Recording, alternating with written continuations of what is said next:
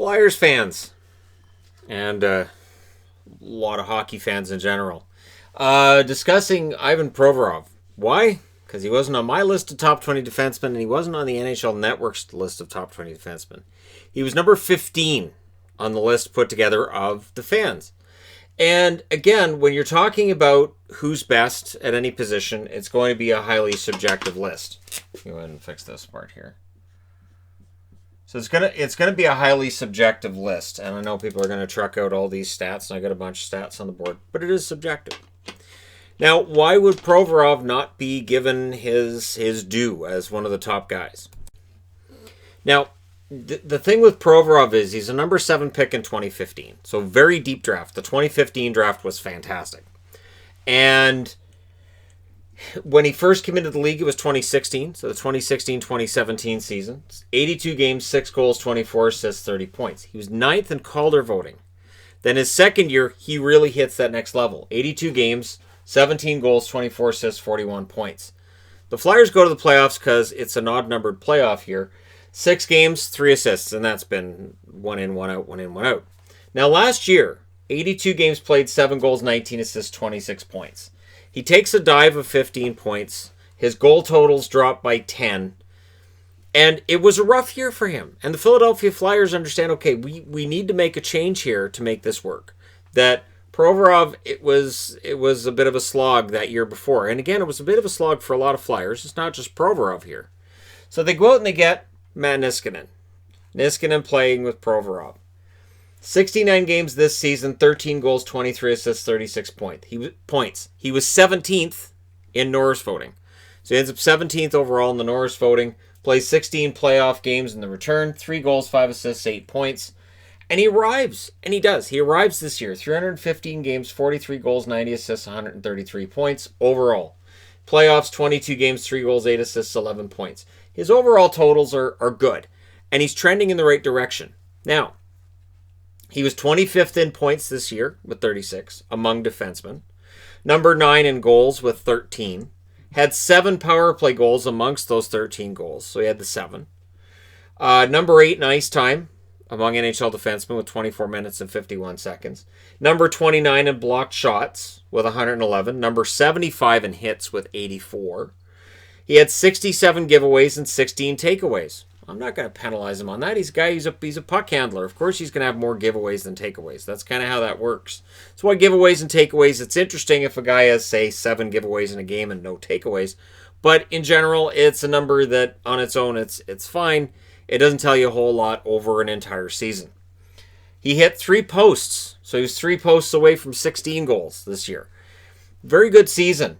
His offensive zone starts, he's 275th in the NHL with 42.4%. Again, if you're an advanced stats kind of person, you look at that and you say, you know what? That shows the coach trusts him. That shows he's excellent defensively. And you're right. Niskanen was right above him at 42.6%. Niskanen, Provorov together. There are articles over this season on how Niskanen made Provorov a better defenseman, on how they had synergy together and it worked really, really well. If we're going to talk about who the best defensemen are in the National Hockey League, for me, Provorov fell out of that discussion as the top 20. To me, he fell out below Ekholm and guys of that nature because he needs to avoid a setback now that Niskanen's gone. Now that Niskanen is retired, if Provorov can do this again, and I'm not saying he can't, but if he can have 2 seasons back-to-back where he looks like one of the best defensemen in the league, he'll garner more Norris attention, and you won't have to worry about whether or not he's in the top 20 next year. It'll happen. But again, I would need to see it in back-to-back years. Niskanen helped him. He helped Niskanen. It was mutually beneficial. So, to me, I don't see it as an insult that he's not on any top 20 list. And when you look at top 20 lists and you look at this, what I try to do is avoid putting somebody on there just because of their name. So obviously with Provorov that wouldn't be the case, but I do see veterans, get mentioned like, why aren't you talking about this guy? And I'm like, he's always past his prime. He's not one of those guys now. But we will always see that where certain veteran players that when you do a list like I did yesterday with the defenseman, people are going to come in and say, well, this is wrong because and they'll mention a veteran. In the case of Provorov, I agree. If he keeps playing the way that he did this past season, he belongs there. And conversely, I thought Charlie McAvoy had a very challenging season for Boston. I was not that impressed with anybody on that Boston blue line in the return, and that blue line had its struggles during the season. And I thought McAvoy and I thought Krug both had their setbacks, and that's what knocks a guy down. And again, and I mentioned this in the videos yesterday, there are a lot of really good young defensemen in the NHL. There are a lot of good defensemen in the NHL, anyways.